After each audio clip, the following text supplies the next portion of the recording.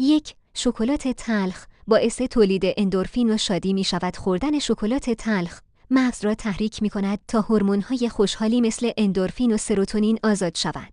2. سمورهای دریایی دستانشان را در آب شیرین می‌شویند. این کار برای محافظت از پوست و حفظ مهارت‌های دست در شکار غذا ضروری است. 3. بیش از 80% گونه‌های دریایی هنوز کشف نشده‌اند. اقیانوس‌ها پر از راز و موجودات ناشناخته هستند که هنوز دیده نشدند. هر کی ساب نکنگیه.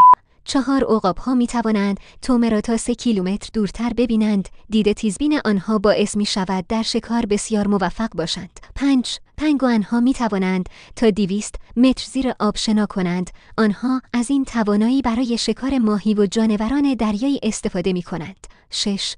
طوطی‌ها بیش از 100 کلمه یاد می‌گیرند. آنها می‌توانند کلمات و صداها را تقلید کنند و حتی با انسان‌ها ارتباط ساده برقرار کنند. ساب کن دیگه.